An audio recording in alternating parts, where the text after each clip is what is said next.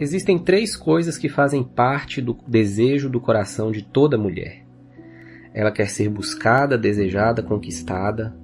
Ela quer uma aventura que ela possa participar. E ela quer ter sua beleza notada. O mundo mata o coração de uma mulher quando diz que ela tem que ser durona, eficiente e independente. Bom dia, soldados da madrugada! Deus já havia criado tudo no mundo, mas ainda faltava a cereja do bolo. E a cereja do bolo eram as mulheres. Notem que Adão tinha tudo, mas as coisas só ficaram completas quando Deus criou sua companheira, a Eva. John Eldredge, no seu livro Coração Selvagem, diz o seguinte: Adão recebeu o vento e o mar, o cavalo e o falcão, mas como o próprio Deus disse, as coisas simplesmente não estavam boas, até que houvesse Eva. Infelizmente, nos dias de hoje, a nossa Eva, a mulher cristã, ela não é a mesma Eva de antigamente. Ela é uma mulher cansada.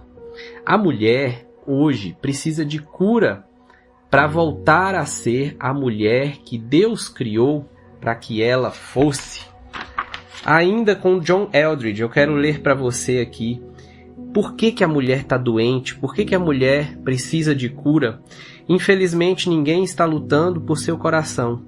Nós não temos nenhuma grande aventura na qual ela possa embarcar, e toda mulher, hoje em dia, duvida muito que tenha alguma beleza para desvelar.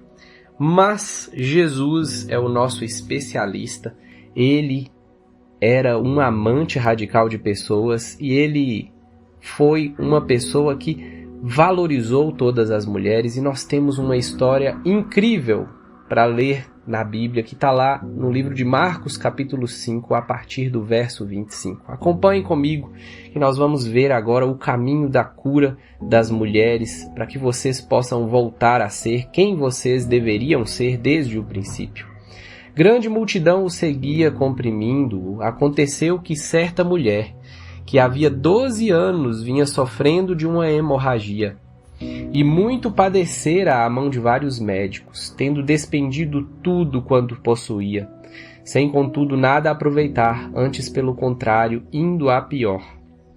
Tendo ouvido a fama de Jesus, vindo por trás dele, por entre a multidão, tocou-lhe a veste, porque dizia: se eu apenas lhe tocar as vestes, ficarei curada. E logo se lhe estancou a hemorragia e sentiu no corpo estar curada do seu flagelo. Jesus, reconhecendo imediatamente que dele saíra poder, virando-se no meio da multidão, perguntou: quem me tocou nas vestes? Responderam-lhe os seus discípulos: vês que a multidão te aperta e dizes: quem me tocou? Ele, porém, olhava ao redor para ver quem fizera isto. Então, a mulher, atemorizada e tremendo, cônscia do que nela se operara, veio, prostrou-se diante dele e declarou-lhe toda a verdade. E ele lhe disse: filha, a tua fé te salvou. Vai-te em paz e fica livre do teu mal. 3 coisas que nós precisamos entender que aconteceu com essa mulher, que Jesus proporcionou a sua cura. Não somente uma cura física, mas uma cura emocional, para que ela estivesse pronta para ser exatamente a Eva que Jesus planejou que ela fosse nessa humanidade. O primeiro ponto é que Jesus notou essa mulher. No verso 30 diz: Jesus, reconhecendo imediatamente que dele saíra poder, virando-se no meio da multidão, perguntou: quem me tocou nas vestes? Tudo que aquela mulher queria era não ser notada, porque a sua história era uma história de dor exatamente nesse aspecto. Naquela época, uma mulher doente, especialmente com hemorragia, era uma mulher que não poderia ser considerada limpa. E se ela não era considerada limpa, ela não poderia ter relação sexual. E se ela não tinha relação sexual, muito provavelmente o seu marido já a havia abandonado. Note que durante 12 anos essa mulher estava sendo considerada impura.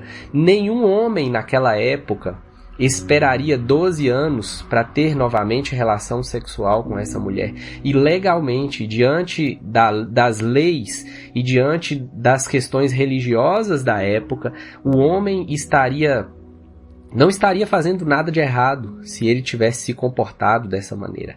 E quando a Bíblia diz que essa mulher perdeu tudo buscando a cura, uma das coisas que provavelmente ela perdeu foi o seu marido, foi a sua família, foi o seu convívio, um homem para notá-la. E Jesus agora, no meio da multidão, pergunta: quem me tocou? Quem? Eu quero que ela se revele, porque Jesus estava notando aquela mulher, ela foi notada por Jesus. O segundo ponto que nós precisamos entender é que ela agora fazia parte de uma história. Durante muito tempo, durante 12 anos, aquela mulher era tudo menos parte da história de alguém. Ela não poderia fazer parte da história de alguém. Ela era relegada, ela era minoria, ela era escória da sociedade, não por seu desejo, não por sua vontade, mas por uma questão que estava alheia a tudo aquilo que ela poderia fazer. Tudo que estava nas mãos daquela mulher, ela já havia feito. E agora ela fazia parte de uma grande história, como no verso 31. Responderam-lhe seus discípulos: vês que a multidão te aperta e agora dizes: quem me tocou? E ela sabia exatamente o que estava acontecendo. Terceiro aspecto que nós precisamos entender: a sua beleza foi revelada de dentro para fora. No verso 34 diz: ele lhe disse: filha, a tua fé te salvou, vai-te em paz e fica livre do teu mal. Jesus não teria feito uma cura completa se simplesmente tivesse estancado a hemorragia daquela mulher, porque as maiores mazelas que atormentavam aquela mulher eram as mazelas emocionais. Ela tinha problema de autoestima, ela tinha problema de rejeição, ela tinha problema de autoimagem. Ela não sabia quem ela era. Talvez ela jamais teria escutado na vida que ela fosse filha de alguém. E na Bíblia você não vai encontrar outra vez Jesus chamando alguém de filha, como ele fez com essa mulher. Ele disse: filha, ou seja, eu te reconheço, você é especial para mim, você é preciosa para mim, você é importante para mim, porque de dentro para fora a sua beleza foi revelada, a tua fé te salvou. Fica em paz e agora fica livre do teu mal. Jesus agora faz a cura completa dessa mulher. No próximo episódio nós vamos entender sobre a mulher que faz. Será que as circunstâncias me impedem de agir diante daquilo que eu preciso realmente fazer? E se você escutou o áudio de hoje até aqui, e se esse áudio tocou seu coração de alguma maneira, eu quero que você me mande a palavra filha.